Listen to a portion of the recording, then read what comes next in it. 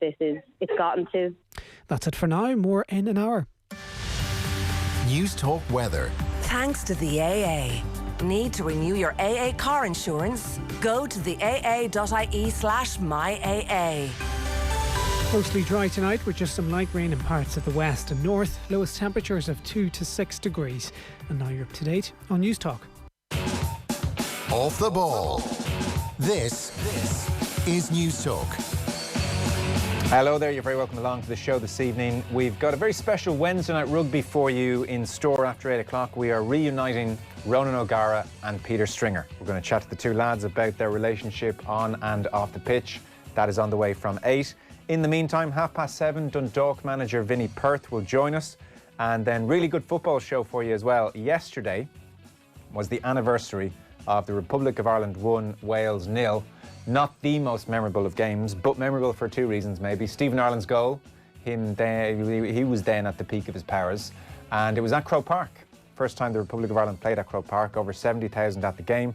So on the football show, we will talk to Sean Kelly, former GAA president, and then John O'Shea, Kevin Kilban and Kevin Doyle will all join us with their memories of the game and I suppose the Steve Staunton era, which was the campaign for Euro 2008, where Ireland finished third, by the way. You remember that campaign as dismal, in part because it was in so many ways. The 5-2 loss to Cyprus, there was the 2-1 win against San Marino when Stephen Ireland scored the winner at the last minute.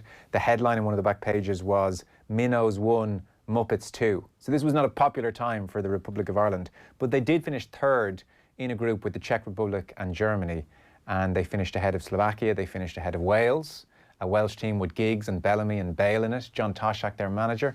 So we'll get their recollections and their memories of the Euro 2008 campaign. And yes, yesterday in 2007 they played Wales at Croker for the first time. We have Richie McCormack on the Newsround this evening as ever. Hello. Hey Joe, you well? Very well, very well. And Adrian Barry making a star appearance on the Newsround. We are honoured and blessed. I don't know what to say to you, Joe. I mean, it's taken a global pandemic to make it happen. I'm delighted to be here. It's a very nice painting behind you as well. Thanks very much. Is that your own work? I didn't do it myself. It's not actually a painting. It's I mean, I'm sure this is going to bore the crap out of the listeners and viewers, but it's a photograph on metal that I bought in the south of France that I was very attracted to at the time. Never really thought I'd find a use for it. There's a couple of electrical sockets behind it. It's the only thing I can actually hang up there. So that's what it's doing there. Where are we at the moment in the Barry residence? Are we in your personal study or your lounge area? Where are we? Many leather-bound books, Joe. You know we have. In the attic, and there might be a bit of a draw on the Wi-Fi here because one young person downstairs is watching Paw Patrol, his Paw Patrol last bit of a treat before he goes to bed. So that's what's going on downstairs, and it's bottle time. And it's great to have an excuse for this half hour of the day to be not that involved, Joe. I'm not going to lie to you.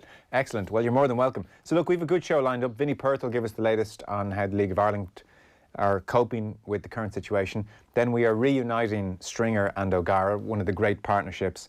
And then on the football show, we'll talk about the Stan era and the games at Croke Park, I suppose, as well, with Kevin Doyle, John O'Shea and Kevin Kilban. I was surprised to see Ireland finish third in that group. You just remember the Stan era as really tough, dreadful. It was. You know, just an air of doom and gloom about the whole thing, right from the off. Bobby Robson's health, unfortunately and very sadly, deteriorated. There was the Stephen Ireland granny situation. There was Stan looking a little bit out of his depth, certainly in interviews. I don't know what he was doing on the training pitch, to be fair. And then the 5-2 Cyprus, all of that stuff. But they feel, you know, it actually isn't disastrous on paper, Adrian, when you look at it. But the air of doom, as I said, lingers in the memory. Do you remember covering a lot of games around that time? It was awful. The standard of football was so pathetic. It's very difficult to make any kind of a case for. I actually wonder, just listen to that, and I am a bit surprised. I can get the surprise in your voice as well that actually that's where we finished in the group. I wonder there's a paper over the cracks a little bit. Like, I do remember going to press conferences around that time. Bobby Robson been put forward as I don't know what at that time. It was all grim. Like, it all felt quite inevitable from very early on, and Stan clearly was lacking in the charisma to be able to. I think there's so many managers that exist out there, Joe, that can carry off the job adequately and get by, and many of them have created careers out of it, be absolutely fine about it, because they've got some sort of a modicum of charisma when it comes to dealing with people and dealing with the press, which just seemed to be absent. I think was probably one of the key factors when you boil it down with Stan. Yeah, he was unprepared. The interview that lingers longest in my memory, Richie, is the one where he was asked what went wrong, and he said, "You tell me." And it was just, not quite the right approach, and terribly sad, because in his final game, the Cyprus draw in Croke Park, a 1-1 draw, where Cyprus outplayed Ireland and Steve Finnan scored a late equaliser, not celebrated by any of the players, really.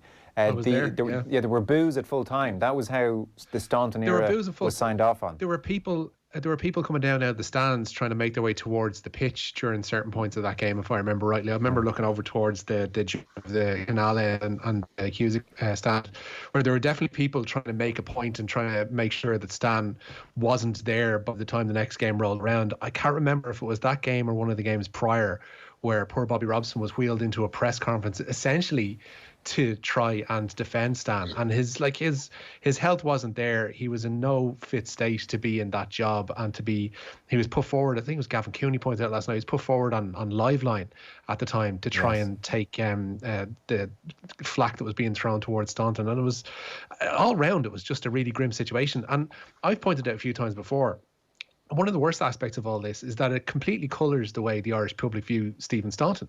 Because you're talking about a guy who I think was the first to reach 100 caps for his country, who's the only player to, I think, play at 3 World Cups for his country, and to play at pretty much an exceptional standard in English football for more than a decade. And everything is viewed through the prism now of those 18 months or whatever it was in charge of the team, which were admittedly a disaster, but he deserves, from an Irish public's perspective, far more love than I think he's been given in the past couple of years. I hope that's changing. I sense it probably is with the passage of time, but we'll talk to the lads. Sorry, Adrian. Yeah, shoot. Yeah, I'm not sure about that, Joe. I actually think he hasn't helped himself in a lot of ways. Like, he should have come out at some point after this all died down and his managerial career. What club did he go on to afterwards? Some 2-bit sort of League Two club afterwards, if I remember rightly. He went to work with Leeds at one point. Yeah, behind the scenes. Behind the scenes. Yeah, like, he should have come out at some point and said, "Geez, that went awfully wrong, and I was way too early in my career." Like, nobody blames him for taking the job.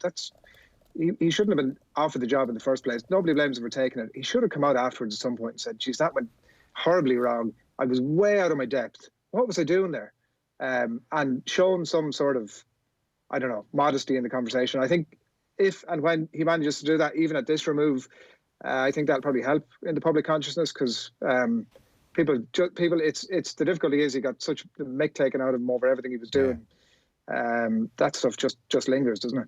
It does a bit, I suppose. It's actually a decent squad, by the way. Just looking back at the Wales game, Shay Given in goal, peak of his powers. John O'Shea winning leagues with Manchester United. Paul McShane was coming through. Richard Dunn, probably pretty close to getting to peak of his powers. Steve Finnan. In 2007, he was a Champions League winner, keeping Ian Hart on the bench as well. That's a very, very solid back five. And then you have Stephen Ireland, who really was exceptional at that time. I mean, my lingering memory of that period is we have a superstar here for the next 10 years and a player that we haven't really produced in a long time, Kevin Doyle came off the bench that day. He was injured, but he came off the bench for Stephen Ireland. We had Carsley. We had Kevin Kilban. I mean, he did his best, let's be honest. We'll talk to him later. You can't have everything, Joe. Yeah. No, you can't. We had Damien Duff, who had been winning leagues with Chelsea, and we had Robbie Keane, who was at the peak of his powers, and then we had Aidan McGeady coming off the bench for Robbie Keane. That was, in hindsight, incredibly strong. Shane Long was starting to poke his head through at Reading as well. Yeah. I remember he made an appearance over in San Marino. So, yeah, it wasn't a bad squad. It was just he wasn't fit to be a manager. And to Adrian's point, I don't know Steve Staunton, the man. I would presume he just doesn't want to talk about this anymore. Do you want to talk about the great embarrassing moments of your life with any great regularity, Joe, in front of a public audience? I feel like you drag me into those conversations at least once a week, as is. It's not pleasant. It's not pleasant. You're the man who brought up your Love Island obsession, Joe. That's nothing to do with me. Nothing to be embarrassed about. So that is on the way between 9 and 10, and then Ronan O'Gara and Peter Stringer after 8. I had presumed they might have known each other a long time. Actually, they met each other literally as kids. They played together from the age of dot, so they know each other incredibly well. 16 years at Munster, 2 Heineken Cups, a senior day with together, the Mick Galway cradling them picture in 2000, Grand Slam. It was Stringer who passed the ball to O'Gara. He had started on the bench. Tomas O'Leary started that game, but ultimately Stringer was there for the key moment. And I just texted the two lads to get a sense of where we might go. Are there any areas you want to explore, you know? And O'Gara said, essentially, I liked him because he gave the ball to me quickly, which is all O'Gara wants in a nine. Just give me the ball and get out of my way. So, like, one of the great Irish sporting partnerships of all time, wasn't it? Yeah. And like, it was funny the way, like, the one thing that stands out for me with the passage of time was that you always assumed watching that partnership, O'Driscoll and Darcy probably in the same mould, that, geez, these lads, I'd say they're the best of mates. I'd say they're like living in each other's pockets. Yeah. And I don't know that was, from what you gather, like, it's not that they were unfriendly. It just didn't seem like they were necessarily best mates. What a partnership, though. Yeah, no, that was very different people, I suspect. So that is all on the way. It's a very decent show. Vinnie Perth with us 7:30. We'll start the news round, Richie, with more solid news on when the Olympics are going to happen. Yeah, from Thomas Bach, the rearranged Olympic Games could be staged in the spring of 2021, according to the IOC president. The coronavirus pandemic led to the Games being postponed for the first time in their history. The IOC announced yesterday that they would be staged by next summer at the latest, and Bach says that all options are on the table. He's created a task force to deal with moving Tokyo 2020 to 2021. We are facing an unprecedented challenge again now because this postponement is the first ever postponement of Olympic Games in Olympic history. And the Olympic Games are the most complex event on this planet. We have to get together 11,000 athletes from 206 national Olympic committees and the IOC refugee Olympic team in one place, not only for doing sport and showing sporting excellence, but also living together in an Olympic village, celebrating humanity together. Celebrating humanity together, Adrian. I mean, when it comes to humanity, like, do us a favour. Like, if these lads were that concerned about humanity, we wouldn't have had to wait at least a week, right? Like, maybe a bit more before these lads really should have pulled the plug on it. Yeah. Like, do you know what the funny thing for me, Joe, is, right? All the conversation that's been had about, like, the postponement / cancellation of the Premier League, the GA Championships, all the other, the Heineken Cup, Six Nations, like all those other major sports. The Olympics is just another step up, isn't it? Like, it's the one thing that will be, I think, as a viewing experience, as a TV viewing experience, I could probably live with having watched a bit of the Australian A-League, which was still bizarrely, I'm not sure if it still is, but was bizarrely anyway, last Friday morning, still going ahead. Like, it looked weird, but was happy enough to sit down and watch it. I think the Olympics would be just weird without fans at it. No, I don't think you could do it. It would defeat the whole purpose in many respects. I haven't even checked. I just presume, so they're not going to do some business with the French Games of 2024 where that's pushed back a year. We'll just have a 3-year cycle. I think that's still under review. There was a couple of pieces up on L'Équipe today where they were asking what is the possible ramifications for the move to 2021 of France 2024.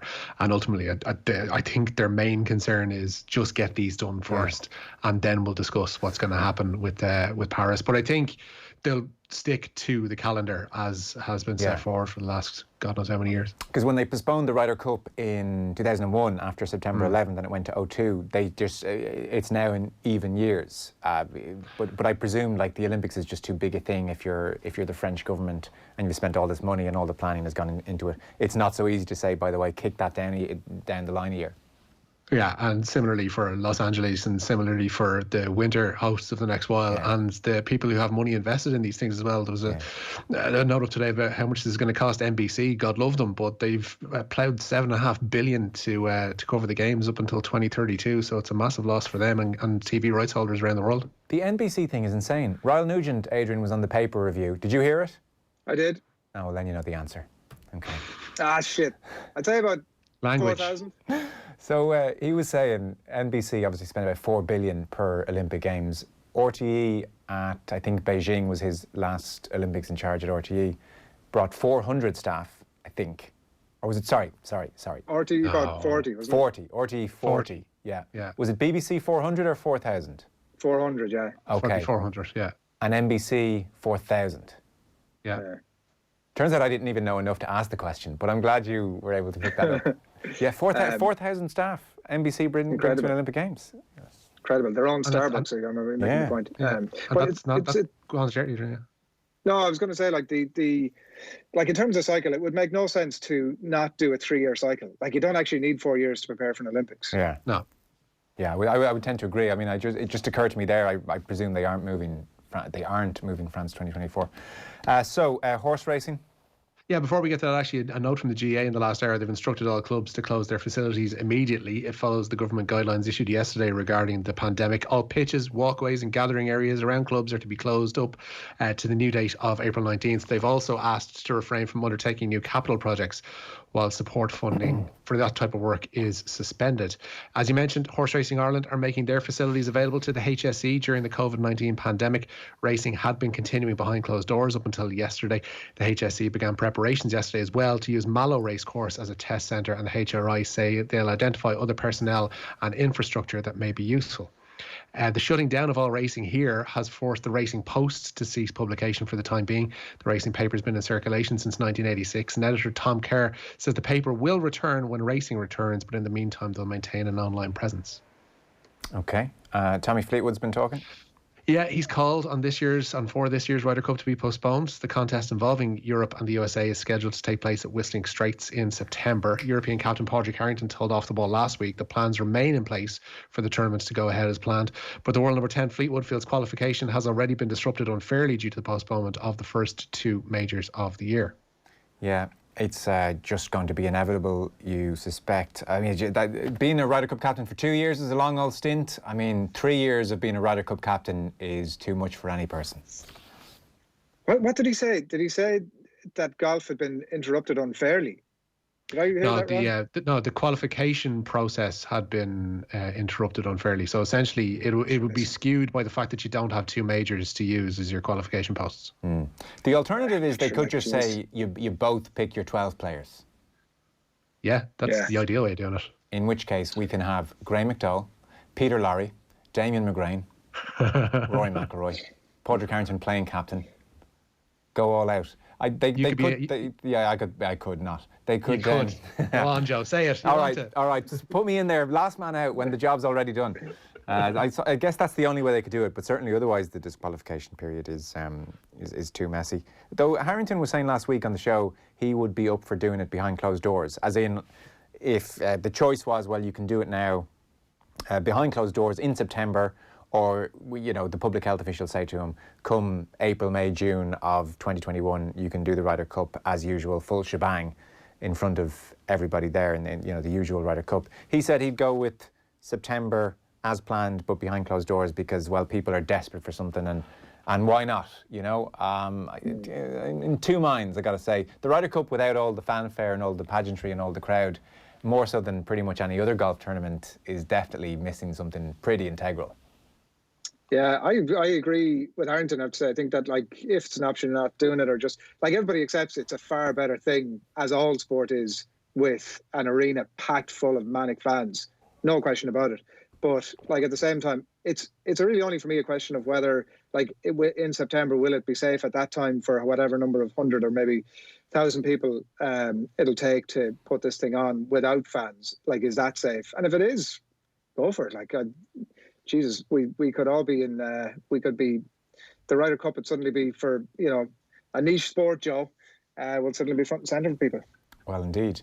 The lesser spotted Adrian Barry, no less, says Pat. I seem to remember listening to him on Off the Ball on weekends back in the previous millennium. I thought he was too big to appear on a crummy weeknight. Well, we begged, Pat. We begged. There's so much. I mean, begged / we're desperate, and that's absolutely fine too. What did we say? The last millennium. Yeah. A couple of inaccuracies there, but listen, it sounds like he's just happy to have me here, and I'm going to take that. Yeah, what he's trying to say is he's thrilled to hear you again. Lads, I just listened to your live stream of O'Shea, Doyle and Killer. Is it a bit sad? I'm going to listen to it again at 9 p.m. #lockdown loopy says no. I think it is a bit sad. No, there are other options for sure. No, other options. No, listen, this all counts towards the JNR. No, but by all means listen in. We're glad to have you along. Adrian, how are you finding Well, let's not call this lockdown. Leo Varadkar very clear on that point yesterday. But hashtag lockdown loopy is what Noel said. How are you finding things? Day 12 in the Barry household, Joe, and I haven't really wandered very far beyond about 200-metre radius of the house, which, like, if you were to have said to me a couple of weeks ago, like, I would have said, well, I'm not really sure I'll be able to do that.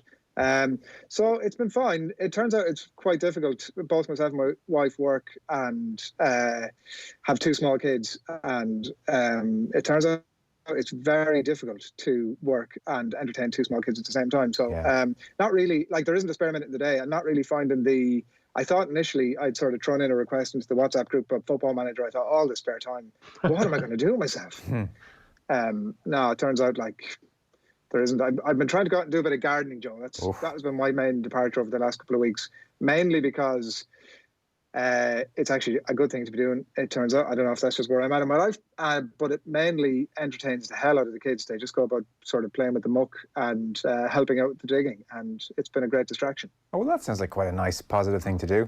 Do you know anything about gardening? How are you doing this? YouTube? Not the first thing. Yeah, I've looked up Alan Titchmarsh, and he's guiding my way through the very small, it has to be said, patch of grass that we have. The neighbours have found all this hilarious because I did start digging the garden, I'd say maybe about a year ago, Joe, I'd say thereabouts, and I had great intentions to finish it and just never got around to it. So the neighbours have found all of this stuff hilarious that I'm back out with the fork and the spade and going at it. But it's been the weather's been so, like, I'm actually not sure. I haven't looked at the weather forecast and I don't know what it's going to be like over the next few weeks. But if it stays like this, I can see myself staying absolutely sane. But if we're still here in 12 weeks' time and it's piddling down, I'm not sure what sort of state I'm going to be in.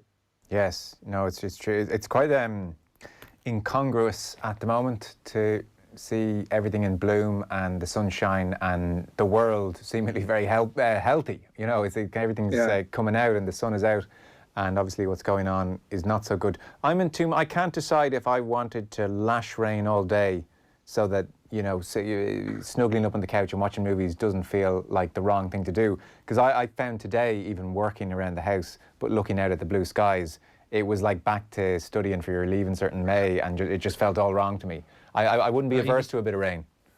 Even little things today, like being able to leave the back door open, just made all the difference. It just makes everything feel bigger and lighter and kind of takes the weight off your shoulders a little bit. Being able to get out into the garden, it's a world of difference. If it was piddling down between now and God knows when, I think we'd all probably lose the run of ourselves and lose our marbles. Okay, I'll go with that. Yeah. So London Irish then have followed a couple of Premiership clubs. Yeah, more than a couple. They're due to implement a 25% pay cut, and it'll come into effect from April 1st. Former Ireland head coach Declan Kidney and ex-internationals Sean O'Brien and Paddy Jackson are among those affected. The exiles join Northampton, Sale, Worcester, Wasps, Saracens, Gloucester, Harlequins and Leicester in taking similar action. Meanwhile, the RFU have announced a £7 million rescue package for community clubs in England. The PFA are seeking an urgent meeting with Premier League and Football League clubs. They wish to discuss the financial impact of the coronavirus crisis on clubs and its own members. Championship side Birmingham City have implemented wage deferrals beginning from next month. Other clubs are set to follow suit. The PFA say several clubs have approached players regarding wage deferrals. Brighton, Bournemouth.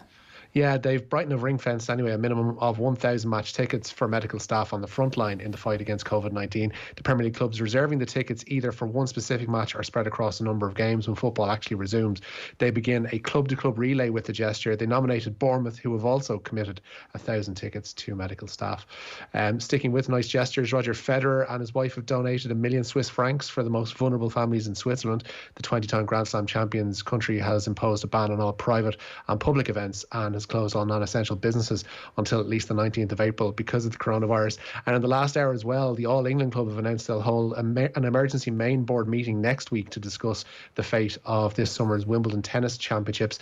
They're considering either postponing or cancelling the event, but they say playing behind closed doors is off the table. Okay. And Watford are getting in on the altruism? Yeah, Watford have offered the use of Vicarage Road to help the NHS fight against the coronavirus pandemic. Their ground is next to the town's hospital, and Chairman Scott Duxbury said the Premier League club would do whatever it takes to support their health service. West Hertfordshire Hospital's NHS Trust said it is very, very grateful. There are lots of lovely things happening. I mean, in the midst of it, Adrian, and I just can't believe this is a thing. Like, it is stunning that there's these kids going around coughing in people's faces. Even Simon Harris said today that some kids coughed in his face. I suspect they didn't know he was the Minister for Health. Maybe they did. But there are lovely things going on, and then some just weird, mad things going on as well. In the main, with those notable exceptions, I look around and I have to say I see the general community that I can observe around me operating in incredibly well, but real, in good faith all the way through. Definitely. Dave McIntyre, actually, we recorded an episode of Dadcast yesterday. I don't know if it's gone live yet or not, but Dave McIntyre was talking about the exact same thing happening to him, where this woman in her 20s threatened to cough twice at him and his kids. Just the most bizarre stuff possible, and who knows what the rationale behind that is. But there are some, like, the country is going to go through the ringer in the deepest, most traumatic possible way, I would think, over the coming weeks and months. And it's difficult to be talking about positives at this juncture when you know the juggernaut is coming down the track. But I've definitely found small bits, Joe, I have to say. There's been, like, I mentioned the neighbours earlier on, like I found myself on the very short walks that we go for during the day to kind of clear the head a small bit, that you're connecting with people on a far deeper level now. When people say, how are you getting on? And the typical Irish thing, and maybe just a typical human trait before that, would have been, yeah, I'm grand, I'm fine, yeah, nothing like that. You wouldn't have been given too much on it. Whereas now people are like, yeah, struggling there a few days ago, but feeling a bit better now. And there's a real honesty, I feel, about conversation now. And whether that maintains itself when this storm the clouds have lifted at God knows what point towards the end of the year, we shall see. But definitely I found that a real positive, that level of connection with people. I mean, it probably won't maintain to the same extent once we're through the back end of it, but right now there's an immense sense of shared experience across the country, and it's a traumatic one as well, so that can be bonding. But anyway, last couple of stories. Jake White has joined the Bulls. Yeah, he's been named the new director of rugby at the Super Rugby Club. He succeeds Alan Zondag, who stepped down from their own earlier this year. Before coronavirus shut down this season's Super Rugby season, the Bulls had lost 5 of their first 6 games. His appointment hasn't been met entirely warmly in South Africa, with former box hooker James Dalton saying White is likely to clash with the international director of rugby, Rassie Erasmus, and that only 6 or so of his World Cup winning squad of 2007 still want anything to do with him.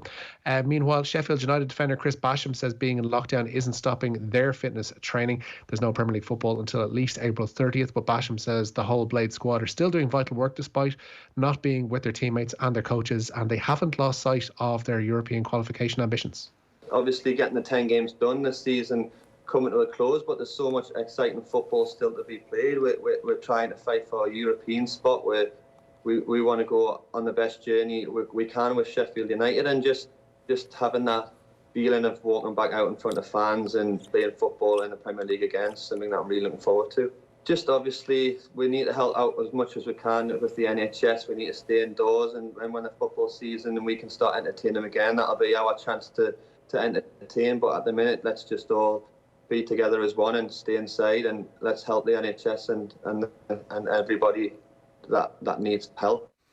So that is your news round pretty much done for this evening. Adrian Barry, do you want to give us your isolation recommendations? What is getting you through the evenings?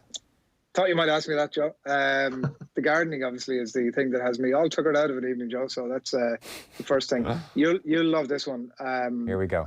I'm not sure. Like, are you allowed to order books online, or are you allowed to get stuff delivered? I don't even know. I mean, anything that arrives. Yeah. Are you? Anything that arrives here, I'm getting the Dettol wipes out, and I'm absolutely stuck into it. I think that's the way to do it. Yeah. Okay. Yeah. Anything by Michael Harding, Joe. I'm in the middle of amen.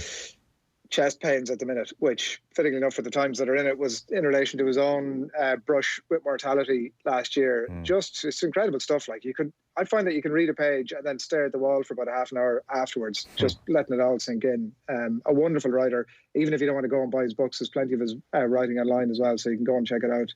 And that's my isolation recommendation, Joe. Well, I'm very impressed. And have you read Staring at Lakes? Yeah, I did. Yeah, I think that might have been my introduction to him, or maybe it was his columns in the Irish Times. Yeah. And then his the Elephant. What was it called? The book about his mum passing. Yeah. The Elephant in the Room. It might have been. Just incredible books. I just there's just so much wisdom that pours out of it, and it feels like it's something that sits very lightly on him as well. So yeah. I knew you were. I knew you were a man of depth, Adrian, despite your best efforts to pretend otherwise. I knew it. We both know you're not being truthful there, but I presume you'll be a Michael Harding man. Oh yeah. I went with the family to see him last summer in Dunleary, the Pavilion, whatever the theatre there is in Dunleary. So he just comes on stage and he just talks for an hour and a half, and God, it was a bit like a similar experience to the books. You come away with a few things to think about. You want to go and smoke a pipe and put the slippers on for a while, is what you're saying. A slower pace of life, yeah. Listen, Joe wants anyway. Thanks so much, Adrian Barry, for making time, for dodging, looking after your children this evening to come on the Newsround. We appreciate it. Hopefully they're asleep. Hopefully Paw Patrol is over, Joe, and they're asleep now. Yeah, and Richie McCormack, as ever. Thanks, Richie. Over and out. That is your Newsround for this evening. Between 9 and 10, Kevin Kilban, Kevin Doyle, John O'Shea, and up after 8 o'clock, Ronan O'Gara and Peter Stringer. And up next, in the meantime, we have the Dundalk manager, Vinnie Perth, with us. Hi, I'm Mick McCarthy, and I'm second generation Irish and very proud of it. You ready for a bit of verbal sparring, eh? What you got for me this morning? What pile of have you got for me this morning? I answer questions on anything, religious, politics, health, sexual problems. And if I haven't experienced them, I know somebody who has. So, Some people might think that's 2 points job, and I say some people can f*** off. Yeah, but I don't give a flying about and slaughtering. I've told you before. Did not. It's like, if anybody's not happy, write to me at goandgetyourselffettled.com. Have you come in the red suit and the white beard today, have I? Shall I come and sit on your lap and ask? Does your father know I'll bet? Oh, I haven't told him yet. I just wonder, do you? Sorry, the keeper's a big tart doing that because there's nothing wrong with him. I said, are you the physio? He said, no, I am the head of medicine technique. Oh, and I said to him, how wide your door? So can you just put physiotherapist on it like everybody else used to do? And like I say, if I've lost anything, any friends, then it's their loss, believe me. I am pleased on that, and I'm pleased I came off tonight, and I'm pleased I was angry, and I'm pleased I shed a few tears, and I'm pleased I kicked that coffee pot across the room. And I'm pleased I feel like I do now, because I know the old feeling's still there. And when that goes, then if that feeling goes, I'll pack it in.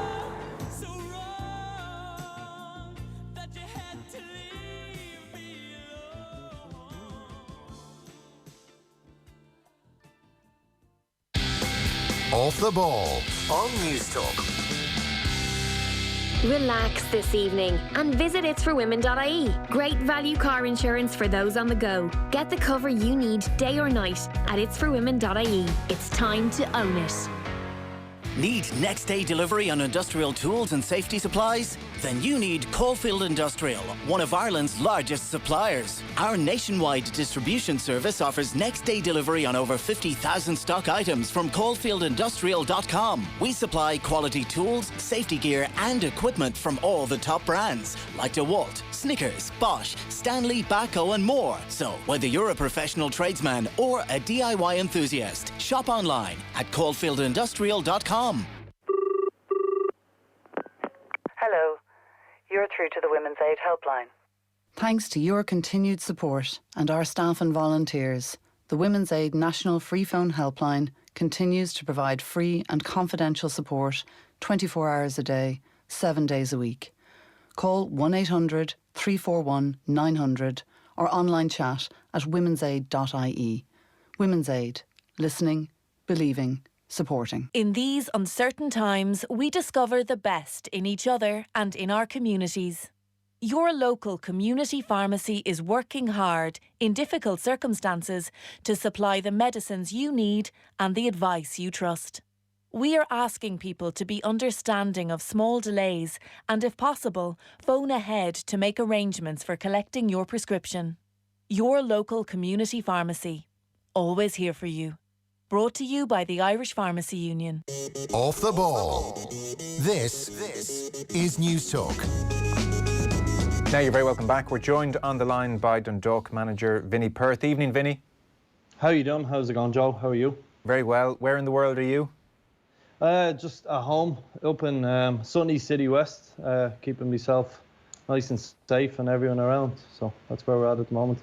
So this is obviously a very worrying time for everybody on a host of different levels. For the League of Ireland, things are postponed, like everything else, and League of Ireland clubs are very vulnerable to this whole situation, and we've seen various clubs unable to pay wages at the moment. I saw, thankfully, Dundalk are in a position where they can still pay the players.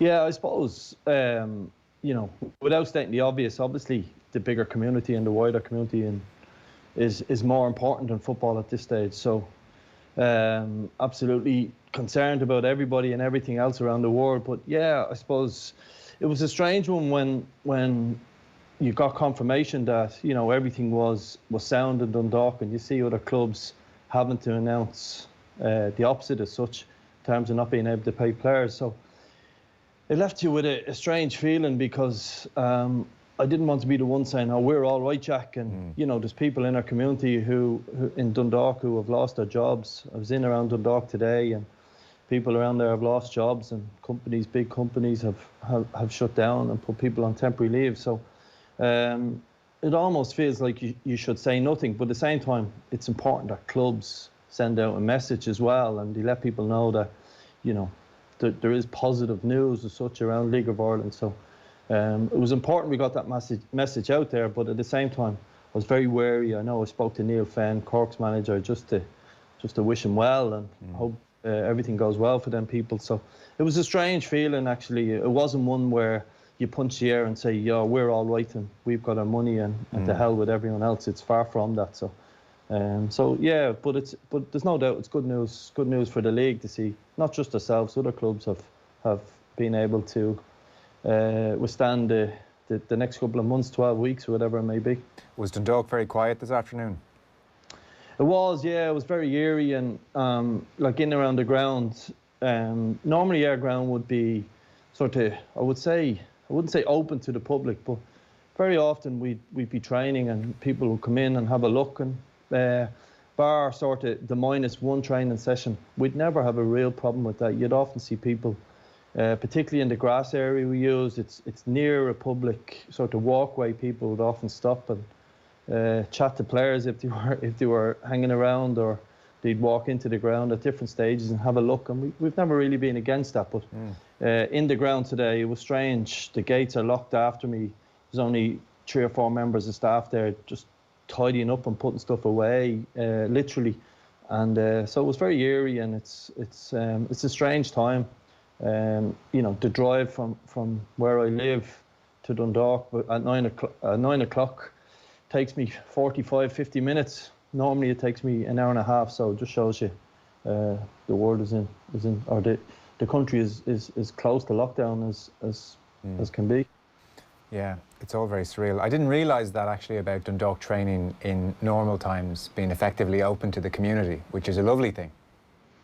Yeah, like it wouldn't be, it wouldn't be an open training session. We've often had open training sessions, but we quite often have people just literally walking past who come in and say hello. We've had some wonderful experiences. We had,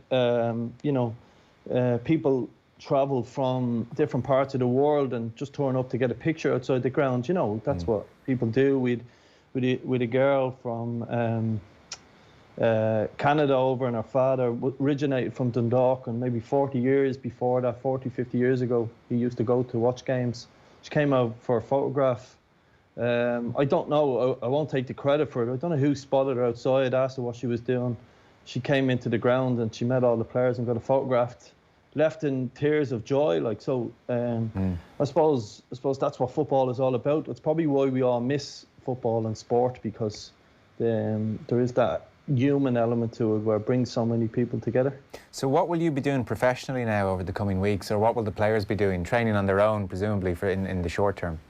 Yeah, like I suppose the last sort of 10 days have been really, really busy for me, actually, ironically, because we were planning to play Sligo. I think around the 3rd of April, you know, was the time originally set out.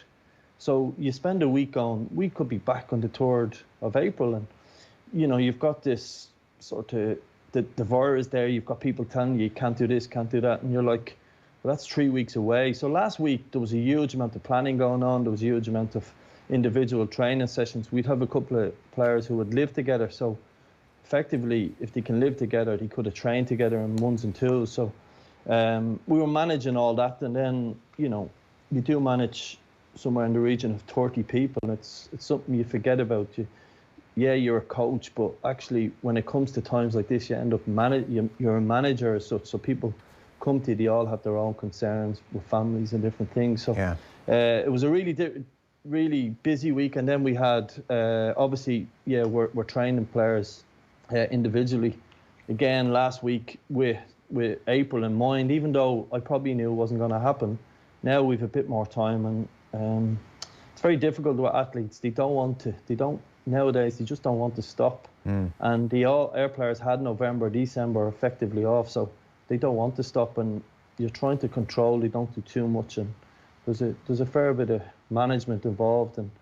And the new fancy word in sport now around training is periodization, and we've got to now really plan ahead of the season starting back, and hopefully in June. And Europe is so important to us, we've got to get it right. Yeah, June 19th is the date at the moment, and everything at the moment comes with that asterisk, doesn't it? That could change very, very quickly, very, very easily, but June 19th at the moment is the plan. I mean, I would take that now, I have to say. That would be optimistic, I suspect.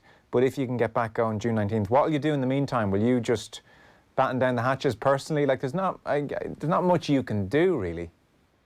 No, there's not a lot. Like, you'd be surprised, as I said to you, you don't, when it's 35 people and it's full-time, then you're managing 35 people. So it's effectively like a small business you run, and you've got 35 people with 3 and 4 and 5 different people in their lives, and they all have different things. So we'll manage the players, we'll manage their workloads. Me personally, for the last week, I was in the ground every day. I felt it was important I was there. You know, we've got staff who work around the ground, and this bit of downtime with the good weather has given them an opportunity, you know, to clean certain areas. And I have given a dig out. I've had paintbrushes in my hand. I've given a dig out with our groundsmen. You know, it's a bit of unity amongst ourselves, and some of the staff have picked up paintbrushes. So, but that has to sort of, you know, with what the government announced yesterday, that has to more or less stop now. So, yeah, it's as simple as out running, reading books, managing your time as well you can, and we keep in, the way the world has got so small, we keep in regular contact with the players. And like, for example, they had a run to do today, and I'm able to see basically everyone's times on them runs today and what they did. Right. Yeah, I guess that sense of you as a group maintaining contact in some way, because these players will be incredibly close, and we hear from retired players that suddenly losing out on the dressing room is a difficult enough thing. So I'm sure a lot of the players are having almost withdrawal symptoms to being in a fun environment as a group day after day after day. And when you throw that on top of the stress that everybody is under, then as just a typical cross-section of individuals, there are going to be some lads who are really struggling with this right now. Yeah, of course. And that's my biggest concern, not just around their team or around football people, is the mental health now. You'll get people who, like, and you see it in their own squad, you get some people who will just binge on away trips on Netflix. I can't see how you could binge on Netflix for 3 and 4 weeks at a time. It's just, it's not good for the head. You'll get some people who be glad to play Fortnite or FIFA or whatever the case may be. I suppose what I've done is I've dropped them in. They obviously, I presume, or I know for a fact, they have their own WhatsApp group where they bitch about you.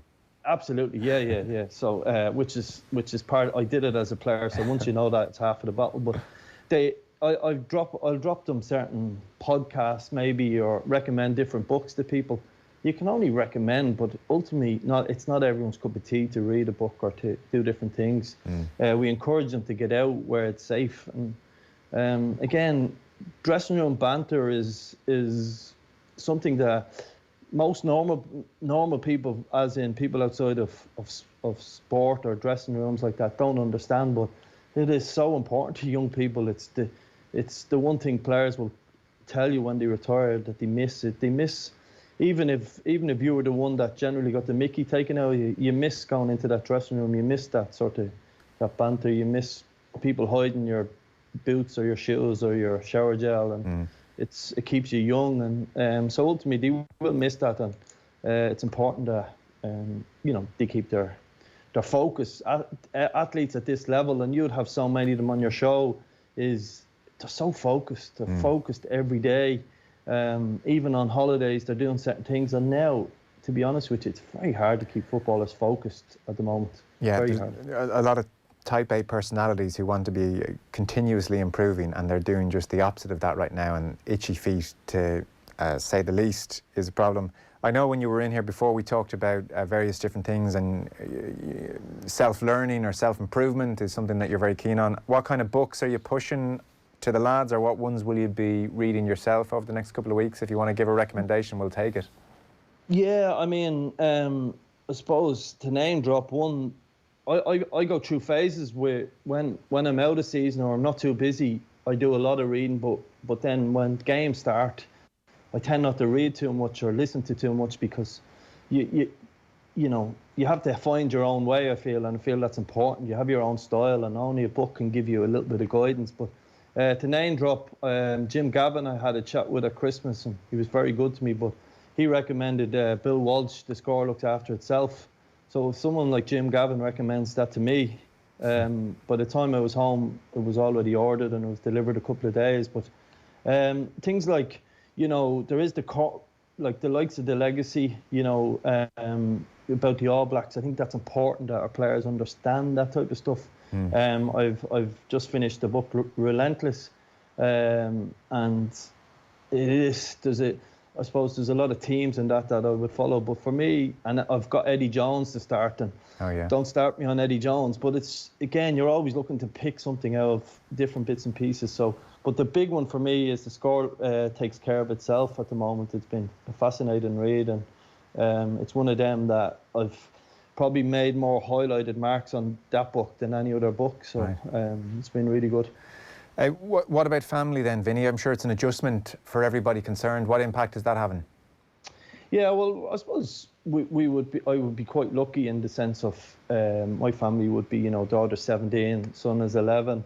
We have my wife in her mid-40s, so we'd be healthy and in a good position. Parents aren't too old, but as we know, it's why you're nearly afraid to do loads of interviews last week, and you're sort of running away from them, because it's changing every day, and we don't know whether people of certain ages are affected or not affected, all this stuff. So it's one of them where you have to keep yourself to yourself, and keep in contact with people. A lot of brothers around the same age, younger, so everybody healthy and well. So again, it's that thing of you just don't know what's around the corner. This thing is moving so quickly, and it's same with our players. We've got people of all ages, with parents really old, normal age or as such for parents as in the mid-60s, and we've got all that stuff. So we're the same as everybody else in society, and this is the one thing this hasn't done is it doesn't matter much money or you can't get on a plane and fly somewhere. We're all in this together. So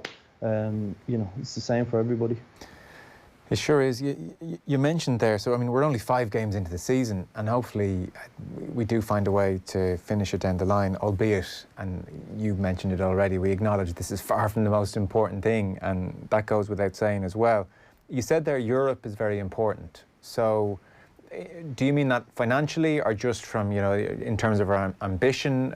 And when is Europe planned to start for you guys, or is all that on hold? I haven't quite seen where we are in terms of qualification for next year. Well, again, everything is changing, so we'd expect Europe to start, if everything settles down, for want of a better word, but around middle of July, end of July is normally the time it starts for us. So I have to plan for that. Financially, it's not the be-all and end-all, despite what people say. But I suppose within our group, it's a huge drive for us. It's what I believe makes us better, because again, without sounding corny, it's like I mentioned that book to you, and it's probably why Jim recommended it to me. If I read from what he would have done with the Dublin team, is that the league will look after itself if we strive to be a European club. So the league, the domestic stuff, looks after itself. It's like the score looks after itself effectively. So yeah, Europe is about making people better. You'll have players of a certain age who'll say, we've only got 1, 2, 3 more goals at this. You'll have young players who'll be saying, if I do really well at this, I might be the next Horgan or Boyle. I might get capped internationally. So everyone will have different reasons as to why they want it, but for some reason as a group, it is what drives us. It is what keeps us on our toes, and you need something to aim for. So yes. Europe is really important. Yeah, get you out of your comfort zone, strive for constant improvement, and Europe will always have somewhere else for you to go as a team. Yeah, I suppose whether it's ourselves or if whoever, Shamrock Rovers recently, or whoever the case may be, you can stay on top in your league domestically without too much difficulty, okay? And what I mean by that is you'll always have 1 or 2 teams coming at you, but a small bit more investment will get you there, and you may get caught for a season or 2. But to go to Europe, then again, as I said, you don't need to worry about clubs chasing you if you're striving to go up another level. And I seen that, I see particularly yourself and Shamrock Rovers, the level of detail, the level of, the training grounds, what both clubs are doing. The two of us are chasing Europe, I feel. I see it with Linfield up the north. They're chasing that Europe. They had a taste of it last year. So I believe that's how you make yourself better. People will say you need, when we go out of Europe, people will say, oh, that's because they don't play good opposition. I don't think that's solely the reason. I think it's a small part of it, very small. I think you've got to drive yourself towards Europe, and ultimately you make yourself better, your club better, your players better, and the league will have a knock-on effect, I feel, then if you do that. Well, hopefully we're talking about those games soon. In the meantime, rest up, take it easy, stay safe. Vinny Pert, Dundalk manager. Thanks, Vinny. Thank you, appreciate that. Thank you. Football on Off the Ball with Paddy Power, the greatest football partnership since Jeff and Heskey. Ever wondered where standards come from? If you're involved in innovation, you probably have. And the simple answer is they're developed by people like you. NSAI is the National Standards Authority of Ireland. When we're developing a new standard or updating an existing one, your expertise is invaluable. So you can help influence the direction of your industry and be among the first to hear about new developments. If you'd like to participate, visit nsai.ie today or call 01 807 3800. That's 01 807 3800. Luke Saunders here, secondary teacher and founder of Ireland's largest study website, studyclicks.ie. From first year to sixth year, StudyClicks makes your study easier, with past exam questions, quizzes and videos. On average, StudyClicks users get 127 points more than the Leaving Cert average. Start your free trial at studyclicks.ie. Mattresses-delivered.ie. Nationwide delivery within 48 hours for free. That's mattresses-delivered.ie. Lowest prices guaranteed. Don't forget the hyphen. T's and C's apply. Need to get rid of some junk? Clear out the shed or the attic? Or maybe tackle that overgrown garden? Why not pick up a big yellow A1 skip bag from your local Circle K store? With a 10% discount on collections, it's great value. Remember, A1 skip bags are available from your Circle K Dublin, Cork, Waterford and Limerick, except Circle K Express. See a1skipbags.ie.